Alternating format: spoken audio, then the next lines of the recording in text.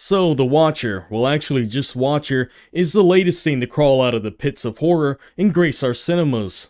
We kick things off with Julia and her husband moving to Romania, which is good for him because he's half Romanian and speaks the language. Julia, on the other hand... 21 de lei. Is that like a personal attack or something?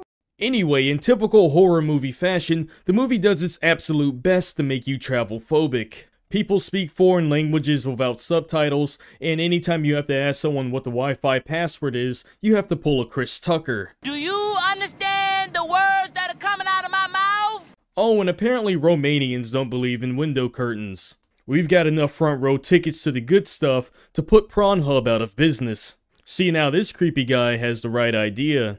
It becomes more than a simple coincidence that Peeping Tom was looking in on Julia when he starts showing up at other places that she visits. At this point, Julia is becoming pretty paranoid. And I can't blame her when half the people in Romania are staring and screaming at her like they came straight out of a horror movie. I'm sorry. Well, actually, I guess this is a horror movie. There's apparently a killer roaming at large that the media names the Spider. He, pops heads off. Actually, wait, that doesn't make sense at all. Spiders don't pop heads off. That's praying mantises. Or praying manti. And at this point, I'm really scratching my head as to who the spider could be. I mean, it's not like there was anybody acting suspiciously throughout this movie. Anyway, Julia manages to alleviate some of her paranoia by making friends with her apartment neighbor, Irina. They hit it off, and Irina conveniently shows Julia where her hidden gun is. You know, because that's obviously not foreshadowing anything to happen in the future. Oh hey, I spotted the Peeping Tom. Thank goodness he's wearing the same clothes.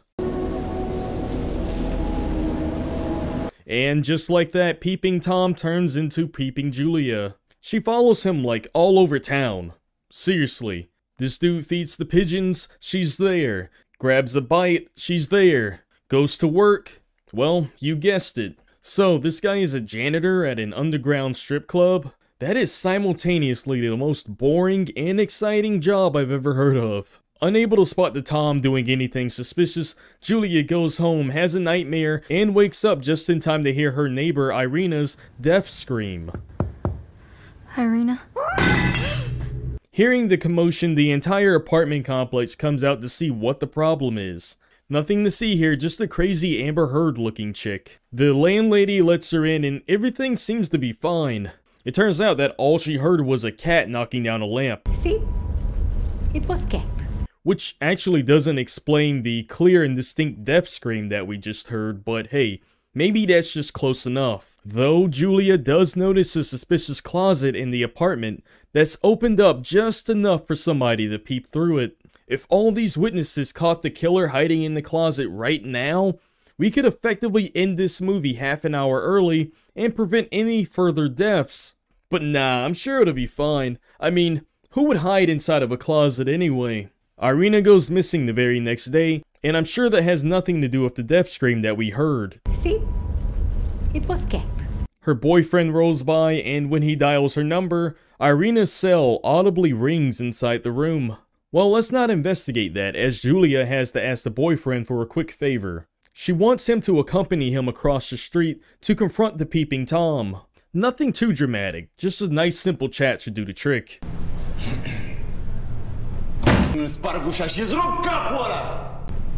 Damn bro, nobody asked you to do all that! But they only find the Tom's elderly father at home alone. Not too much later, Julia surprisingly finds the cops at her door. And guess who? She puts on the surprised Pikachu face when the Peeping Tom pulls a reverse Uno card and tells the cops that she's the one who's been harassing him all this time. And honestly, I can't blame him. I mean, this is Stalker energy right here. They're forced to make amends with each other, but it seems like Tattletale isn't quite finished with Julia yet. He corners her on a subway train and ominously demands an apology from her. He's got like this Chinese takeout bag that they don't really explain what's inside, but if they forgot the soy sauce, then I can understand why she's so horrified.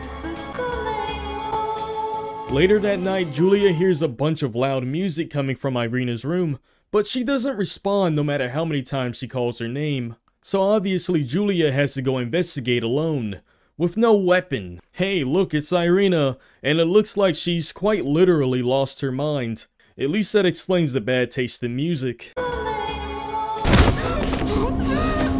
Oh, so he was the spider all along? Oh, so he was in the closet all this time. Dude ties Julia up and tells her that if she screams, he'll give her a lethal paper cut. She screamed. How romantic. And it looks like Julia's breathed her last breath. Man, that was a tragic ending. The husband is left a widow, and the killer gets away.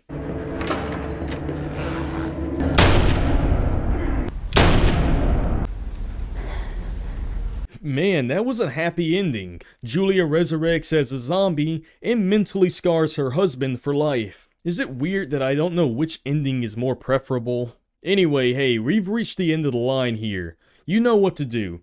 Leave some comments down below, and hey, maybe suggest to me another movie for me to narrate in the future.